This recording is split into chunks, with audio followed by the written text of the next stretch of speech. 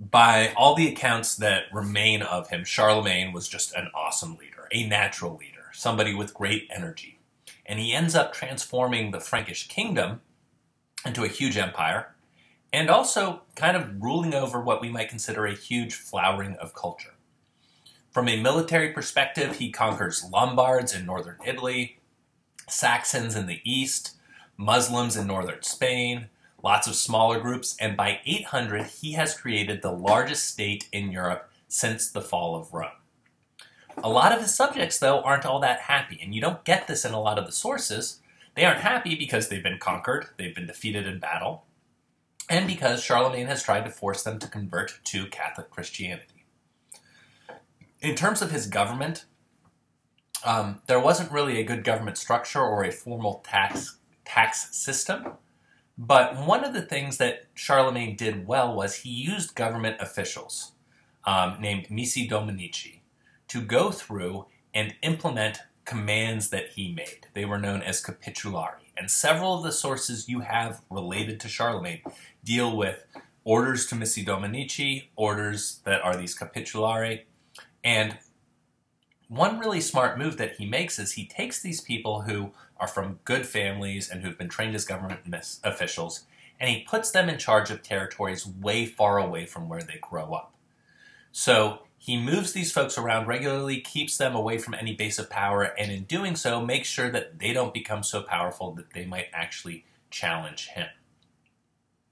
These folks, who are officials, nobles, are bound to Charlemagne through oaths of service. And if you remember anything from the Middle Ages in high school, this is kind of the feudal system where people promise service in order to receive protection and favor from kings or from other nobles.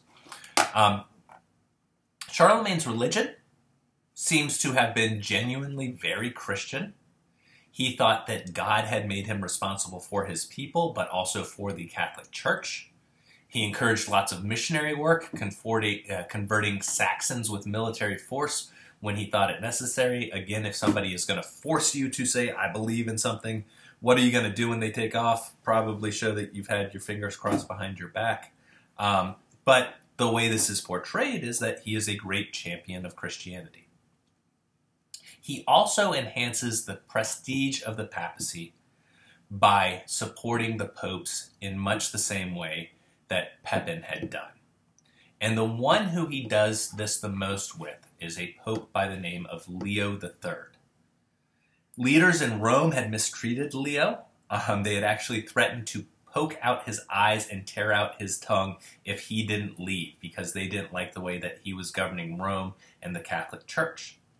And Leo ends up fleeing all the way up to Charlemagne and asking him to come back to Rome and put him back on the papal throne.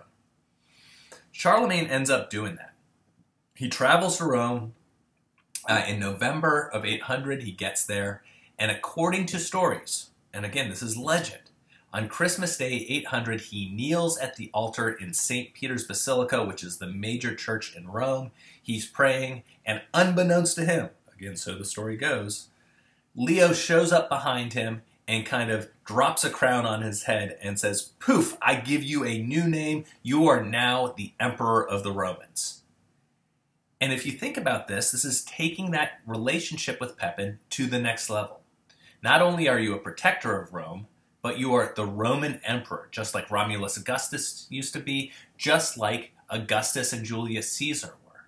And because of the power of the Catholic Church and the power of God indirectly, I'm giving you that legitimacy. So if we're thinking about all the things I've packed into Charlemagne here, we want to consider his military success. We want to consider his Christianity. We want to consider his alliance with the Pope. And we want to consider why people, especially historians who would write about him, like his buddy Einhard, would present him in this way.